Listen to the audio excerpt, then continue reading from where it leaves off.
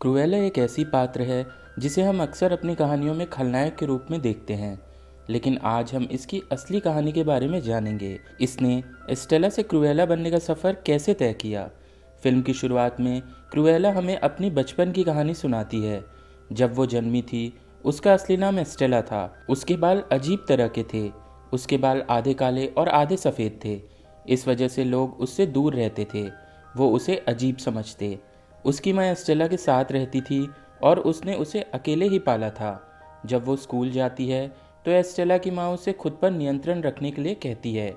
यहाँ हमें पता चला कि एस्टेला के न सिर्फ दो तरह के बाल हैं बल्कि उसका व्यक्तित्व भी दो अलग अलग तरह का था, कभी क्रूर तो कभी बहुत अच्छा।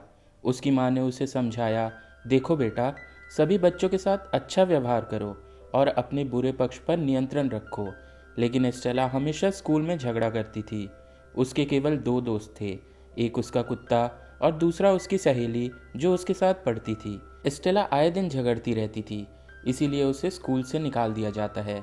अब स्टेला की माँ उसे लंदन ले जाती है। एस्टेला को हमेशा से फैशन डिज़ाइनर बनने का शौक था, इसीलिए वो अपनी माँ से कहती है कि बड़े शहर में अब मेरा सपना जल्द ही पूरा हो जाएगा। लंदन जाकर एस्टेला की माँ अपनी पुरानी दोस्त के पास जाती है ताकि उसकी दोस्त उनकी मदद कर दे। वो दोनों एक बहुत बड़े महल में गए जिसके चारों ओर समुंदर था और वो ज़मीन से बहुत ऊंची जगह पर था। एस्टेला की माँ उसे एक कीमती लॉकेट देती है और सख्ती से मना करती है कि वो कार से बाहर ना निकले, लेकिन एस्टेला किसी की बात सुनने वाली नहीं थी। वो कार से बाहर आती है और देखती है कि उस बड़े महल में एक फैशन शो चल रहा है।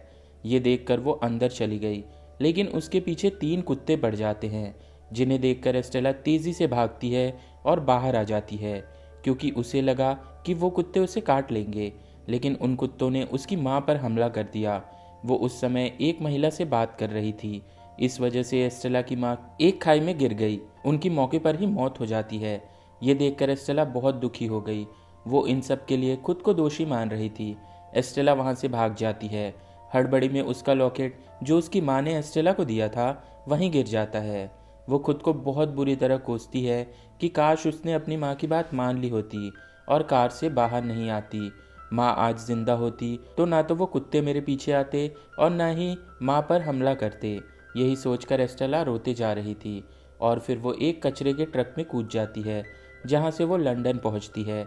यहाँ उसकी मुलाकात दो लड़कों से होती है। उन्हें देखकर ऐसा लगता है कि एस्टेला की ही तरह उनका भी इस दुनिया में कोई अपना नहीं है।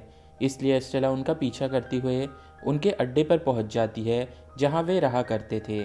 दोनों लड़के उसे देखते हैं और जब उन्हें पता चला कि एस्टेला के पास रहने के लिए कोई जगह नहीं है तो वो उसे अपने पास रख लेते हैं। सबसे पहले एस्टेला ने अपने बालों को काला किया ताकि वो भी बाकी लड़कियों की तरह दिखे। अब वो हमेशा अपने बालों को रंगती थी। जिसके बाद अब हमें 10 साल बाद की कहानी दिखाई जाती है जहां ये तीनों अब बड़े हो गए हैं और चोर बन गए हैं जिनको आज तक कोई नहीं पकड़ पाया।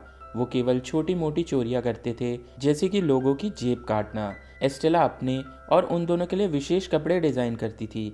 वो इस चीज़ में बहुत माहिर है क्योंकि जैसा कि हम जानते ही हैं कि उसे बचपन से ही फैशन डिज़ाइनिंग का शौक़ रहा है। एक दिन एस्टेला सोचने लगी कि मैं वो नहीं हूँ जो मेरी माँ हमेशा मुझे बनाना चाहती थी। उसे शुरू से ही लंदन की लिबर्टी में काम करने का मन था क्योंकि वहाँ मशहूर फैशन डिज़ाइनर काम किया करते थे। उसके जन्मदिन पर उसके दोस्त उसे एक खास सरप्राइज़ देते हैं। उसके दोस्त ने अपनी बुद्धिमत्ता से एस्टेला को लिबर्टी में नौकरी दिला दी, लेकिन वहाँ उसे फैशन डिज़ाइनर नहीं बल्कि नौकरानी की नौकरी मिली थी। वो बेचारी लड़की वहाँ बाथरूम साफ़ करती थी। अब वो बाथरूम साफ़ करने और फर्श पोंछने से थक गई थी। जब भी वो अपने बॉस को देखती तो बस एक मौका मांगती, लेकिन उसका बॉस कभी उसकी बात नहीं सुनता था। एक दिन एस्टेला को पूरी रात रुकना पड़ा और पूरी इमारत की सफाई करनी पड़ी। अब उसने अपने बॉस के कमरे से शराब की एक बोतल उठा ली और उसे पीने लगी और वो इतने नशे में हो गई कि नशे की हालत में वो बाहर खिड़की पर कुछ लिख देती है। वो अपने इच्छा अनुसार मैनिक्विन यानी डमी को अपने बनाए हुए कपड़े पहना देती है। अब जब सुबह हुई तो वहाँ लोगों की भीड़ लग गई क्योंकि रात को ये सब करते करते एस्टेला भी वहीं सो गई थी। जब उसका बॉस आता है तो वह एस्टेला की हरकतों से बहुत गुस्सा होता है। वो उसे नौकरी से निकालने वाला था। तभी वहाँ लंदन की सबसे बेहतरीन फैशन डिज़ाइनर की एंट्री होती है जिसका नाम बैरोनेस था। एस्टेला की सजी हुई डमी को देखकर वो बहुत इम्प्रेस हुई और अब उसने एस्टेला को काम पर रख लिया है। वो कहती है कि इतने सालों में मैंने इतनी अच्छी तरह से सजी हुई डिस्प्ले विंडो और डमी कभी भी नहीं देखी। एस्टेला को शायद बचपन से ही इस चीज़ का हुनर हासिल था। खैर, अगले दिन एस्टेला शाम 5 बजे बैरोनेस के ऑफिस पहुंच गई। बैरोनेस को एस्टेला का काम भी बहुत पसंद आता है। कुछ ही दिनों में एस्टेला बैरोनेस की खास कर्मचारी बन गई। एक दिन वो देखती है कि बैरोनेस उसके आभूषणों को एक विशेष गुप्त लॉकर में रखती है। यहाँ सब कुछ बहुत अच्छा चल रहा था। एस्टेला भी अपनी नौकरी से बहुत खुश थी। उसे शुरू से ही फैशन डिज़ाइनर बनने की चाहत थी, जो कि आखिरकार पूरी हुई। एक दिन उसने वो लॉकेट देखा जो एस्टेला की माँ ने उसे दिया था, लेकिन ये लॉकेट बैरोनेस के गले में था। जिस रात एस्टेला की माँ की मौत हुई थी, तब एस्टेला वहाँ से भागी तो ये लॉकेट उसी जगह पर गिर गया था। जब एस्टेला बैरोनेस से लॉकेट के बारे में पूछती है तो वो जवाब देती है, हाँ, ये लॉकेट मेरा ही है, लेकिन कुछ साल पहले इसे एक महिला ने चुरा लिया था। बैरोनेस एस्टेला की माँ को चोर कह रही थी। ये बातें सुनकर उसे बहुत गुस्सा आता है और अब वो अपना लॉकेट वापस पाने के बारे में सोचती है। अब एस्टेला अपने दोस्तों के पास जाती है और उन्हें सब कुछ बता देती है। जब बैरोनेस पार्टी में व्यस्त थी तो उन्होंने लॉकेट चुराने की योजना बनाई। उस दिन हम वो लॉकेट चुरा लेंगे।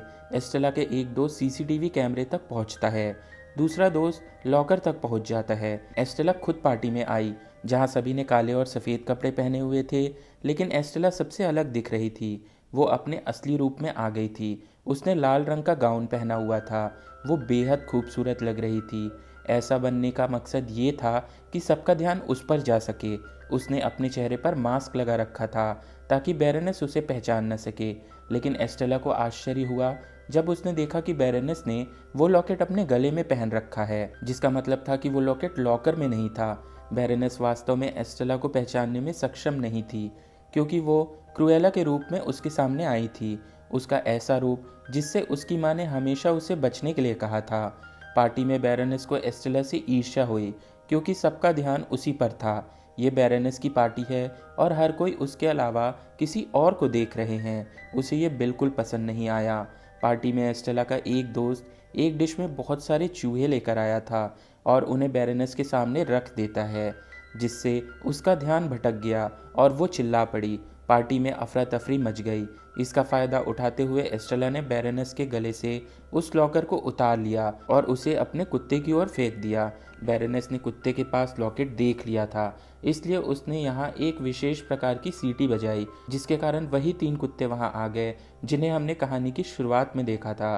अब उनमें से एक कुत्ता एस्टेला के कुत्ते से लॉकेट ले लेता है और उसे खा जाता है। अब एस्टेला को याद आया कि ये वही कुत्ते हैं जिन्होंने उसकी माँ पर हमला किया था और उस दिन बैरोनेस ही थी जिसने सीटी बजाई थी। अब उसे समझ आ गया था कि उसकी माँ की असली कातिल बैरोनेस ही थी। वो वापस आती है और अपने दोस्तों को सब कुछ बताती है।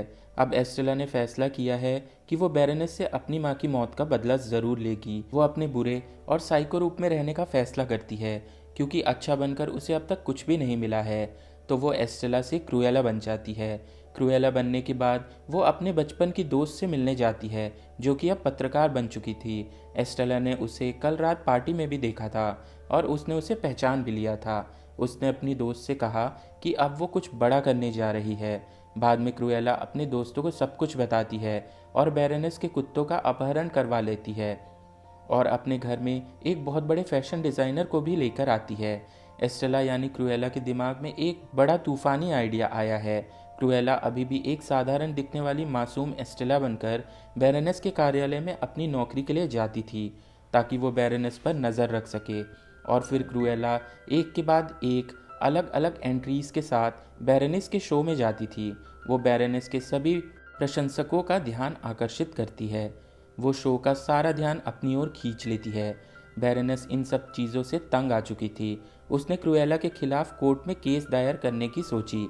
वो क्रुएला की लोकेशन जानने के लिए उस पत्रकार के पास भी जाती है। क्रुएला कहाँ है, इसके बारे में उसे कुछ भी नहीं पता। लेकिन एक दिन एस्टेला अगले फैशन शो के लिए एक बहुत सुंदर गाउन डिज़ाइन करती है, जिसमें उसने दक्षिण अमेरिका से विशेष प्रकार की सीपियों का उपयोग करने का ऑर्डर दिया है। इनका इस्तेमाल कर एस्टेला ने बेहद खूबसूरत गाउन डिज़ाइन किया था। अब इसी डर के कारण कि क्रूएला कहीं उसका डिज़ाइन न चुरा ले, बैरोनेस ने सारे गाउन एक बड़ी तिजोरी में बंद कर दिए थे। एस्टेला अपने घर आती है और बैरोनेस के जिन कुत्तों को उसने उस दिन किडनैप किया था, वो अपने दोस्तों से कहती है कि इन कुत्तों की खाल से मैं एक शानदार कोट बनाऊंगी। अब शो का वो दिन भी आ गया जब बैरोनेस ने वो तिजोरी खोली जिसमें सारे डिज़ाइनर कपड़े रखे हुए थे, लेकिन उस तिजोरी से बहुत सारी मक्खियाँ निकलती हैं जो हर जगह फैल गई और इससे सारे तरफ अफरा तफरी फैल गई। पता चला कि एस्टेला ने गाउन बनाने के लिए जिन सीपियों का इस्तेमाल किया था वो मक्खियों के अंडे थे। अब इन मक्खियों के उड़ने की वजह से सभी लोग बैरोनेस का शो छोड़कर बाहर आ जाते हैं। दूसरी ओर एस्टेला अपने क्रूएला रूप में शो कर रही थी। यहाँ बैरोनेस को पता चलता है कि एस्टेला वास्तव में क्रूएला है और अब वो ये भी जानती है कि उसने मेरे कुत्तों को मार डाला है और उनकी खाल से एक कोट बनाया है। अब जब एस्टेला अपना शो ख़त्म करके घर लौटती है तो उसने देखा कि उसके दोस्तों को बैरोनेस के आदेश पर उसके आदमियों ने जंजीरों से बांध दिया था। साथ ही एस्टेला को भी बांध दिया जाता है। उनके घर में आग लगा दी जाती है और बैरोनेस अपने कुत्तों के साथ चली जाती है, जिससे यहाँ पता चलता है कि एस्टेला ने बैरोनेस के कुत्तों को नहीं मारा है। अब ऐसा लग रहा था कि एस्टेला की मृत्यु हो गई है, लेकिन अगली सुबह जब एस्टेला उठी तो उसने खुद को बैरोनेस के घर पर पाया, जहाँ बैरोनेस का एक खास आदमी उसके लिए चाय लेकर आया था। वो उसे सच्चाई बताता है और उसका लॉकेट भी उसे लौटा देता है, ये कहते हुए कि बैरोनेस तुम्हारी असली माँ है। वो वास्तव में एक मनोरोगी और पागल महिला है। जब तुम पैदा हुई तो बैरोनेस ने मुझे तुम्हें मारने का आदेश दिया, परंतु मैं ऐसा नहीं कर पाया और तुम्हें एक नौकरानी को दे दिया। आपके पिता ने मरने से पहले अपनी सारी संपत्ति आपके नाम कर दी थी। ये सब बातें सुनकर एस्टेला बहुत दुखी हो जाती है। अब सबसे पहले वो अपने असली परिवार को जेल से बाहर निकालना चाहती है, यानी उसके दोस्त, वो लोग जिनके साथ एस्टेला बचपन से रही थी, जिसे बैरोनेस ने एस्टेला की झूठी हत्या के मामले में गिरफ्तार किया था। वो अपने दोस्तों के साथ एक योजना बनाती है। जब बैरोनेस एक पार्टी करने जा रही थी, एस्टेला ने उसके सभी मेहमानों के लिए हाथ से सिले हुए कपड़े भेजे। वो सभी एक जैसे थे। दूसरी ओर बैरोनेस को ये भी पता चल गया कि एस्टेला अभी भी जिंदा थी। वो इसके लिए तैयार थी। बैरोनेस की पार्टी उसी महल में थी जहाँ एस्टेला की माँ यानी बैरोनेस ने अपनी नौकरानी की हत्या कर दी थी, यानी एस्टेला की सौतेली माँ। उस समय वो बैरोनेस से पैसे लेने आई थी ताकि वो अपनी बेटी की अच्छे से देखभाल कर सके, लेकिन बैरोनेस ने उसे मरवा दिया था। खैर, अब इस पार्टी में सभी लोग वही कपड़े पहनकर आए थे जो एस्टेला ने सभी के घरों में भेजे थे, क्योंकि वो सभी सोचते हैं कि बैरोनेस ने उन्हें हमारे पास भेजा है। यहाँ सभी ने एस्टेला की तरह विग भी पहन रखी थी, इसलिए अब बैरोनेस के लिए एस्टेला को ढूंढना बहुत मुश्किल था। अब इधर बैरोनेस के कुत्ते बाहर भागने लगे। एस्टेला बाहर खड़ी है। उसके पास वही सीटी है जो पहले बैरोनेस के पास हुआ करती थी, जिसकी आवाज़ सुनकर कुत्ते बाहर निकल आए।